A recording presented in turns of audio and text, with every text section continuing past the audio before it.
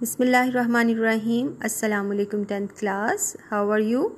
I hope you are doing well.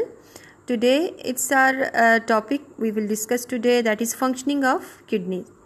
इससे पहले आपने नेफ्रॉन का स्ट्रक्चर प्रीवियस लेक्चर में बड़े अच्छे तरीके से देख लिया था, ठीक है. I will discuss this topic from your notes, और नोट्स में जो है वो आपने देखना है कि हेडिंग्स किस तरह से हैं, और इसी तरह आपने अपने यहाँ जो पर्सनल नोट्स हैं उन पर हेडिंग्स दे देनी है, या फिर आपकी जो टेक्स्ट बुक है उसमें भी हाईलाइटेड हैं चीज़ें, और फर्दर जो सब हेडिंग्स होंगी वो आपने इधर से नोट करके उसके ऊपर लिख लेनी है. मटेरियल सारा वही है जो आपकी टेक्स्ट बुक में गिवन है, ठीक है.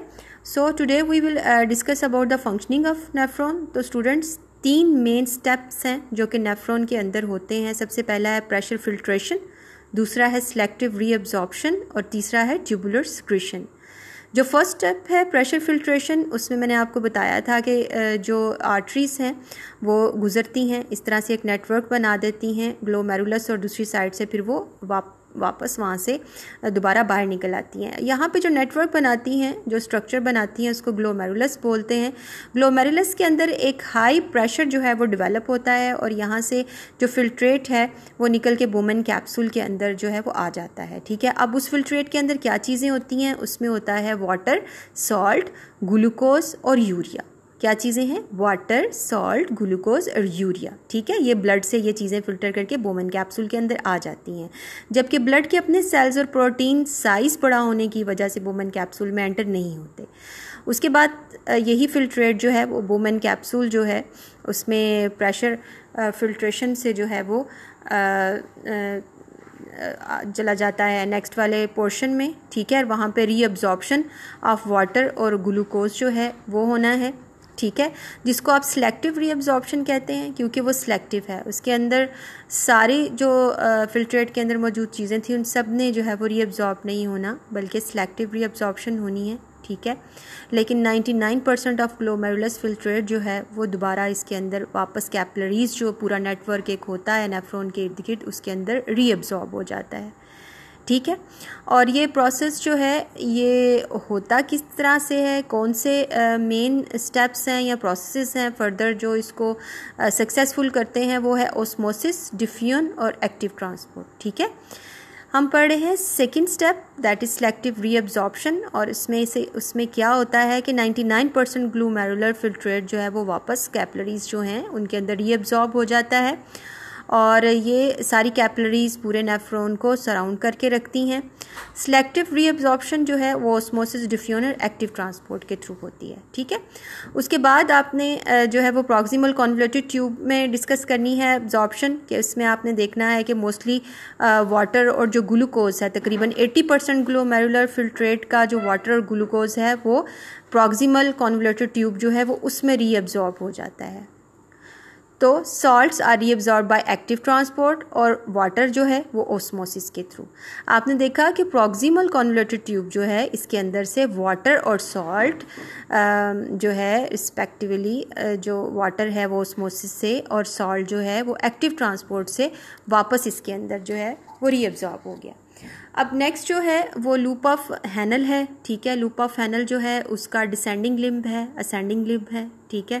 और जो डिसेंडिंग लिम्ब है उसके अंदर वाटर ने एब्जॉर्ब हो जाना है, जो इसका असेंडिंग लिम्ब है उसके अंदर जो सॉल्ट्स इसके अंदर फिल्ट्रेट के अंदर मौजूद हैं वो वापस कैपिलरीज जो हैं उनके अंदर रीअब्जॉर्ब जो है वो हो जाते हैं, ठीक है. तो इस तरह नेक्स्ट जो है वो आपने यहाँ पे मैंने आपको बता दिया. लूप ऑफ हैनल जो है उसके अंदर क्या होता है, डिस्टल कॉन्वोल्यूटेड ट्यूब्यूल जो आपको पता है कि नेफ्रॉन का जो है वो लास्ट पार्ट होता है, तो उसके अंदर जो थोड़ी बहुत रीअब्जॉर्प्शन होनी है वाटर की ब्लड से वो भी हो जाती है. यानी यूरिन जो है प्रॉपर यूँ समझ लें कि फाइनली अपनी जो उसकी कॉन्स्टिट्यूशन है इसके करीब तर है. और जो थर्ड स्टेप है ट्यूबुलर सिक्रीशन, जब ये सिक्रीशन यूरिन और या फिर उस फिल्ट्रेट जो आ रहा है पीछे से ब्लड से सारा उसमें एंटर हो जाती हैं, तो ये प्रॉपर यूरिन की फॉर्म जो है वो बन जाती है. ट्यूबुलर सिक्रीशन में क्या होता है कि ब्लड से आयंस, केराटिनिन और यूरिया जो है ये उस फिल्ट्रेट में ऐड हो जाता है, ठीक है। और इसका पर्पस क्या होता है, ब्लड से ये सारी सिक्रीशन जो हैं वो क्यों यूरिन या जो फिल्ट्रेट आ रहा है उसके अंदर क्यों ऐड हो जाती हैं, क्योंकि आप जो नॉर्मल ह्यूमन बॉडी जो है उसके ब्लड की जो pH है दैट इज़ 7.35 टू 7.45, इसको मेंटेन रखना होता है, ठीक है। अब आप यूरिन की प्रॉपर डेफिनेशन जो है वो इस तरह से लिख सकते हैं कि after pressure filtration, selective reabsorption and tubular secretions, यानी तीनों स्टेप्स के बाद the filtrate present in the renal tubule is known as urine, ठीक है। तो वो कलेक्टिंग डक्ट से होता हुआ पेल्विस, और पेल्विस से फिर यूरिटर जो है उससे टेम्परेरी स्टोरेज के लिए ब्लैडर में, और ब्लैडर से फिर यूरिथ्रा के थ्रू बॉडी से एक्सक्रीट आउट हो जाता है, ठीक है। तो आप कह सकते हैं कि यूरिन जो है वो ऐसा फिल्ट्रेट है जो कि प्रेशर फिल्ट्रेशन, सिलेक्टिव रीअब्जॉर्प्शन और ट्यूबुलर सिक्रीशंस के ऐड होने के बाद फाइनली पेल्विस के अंदर जो फिल्ट्रेट कलेक्ट होता है उसको आप यूरिन बोलते हैं, ठीक है।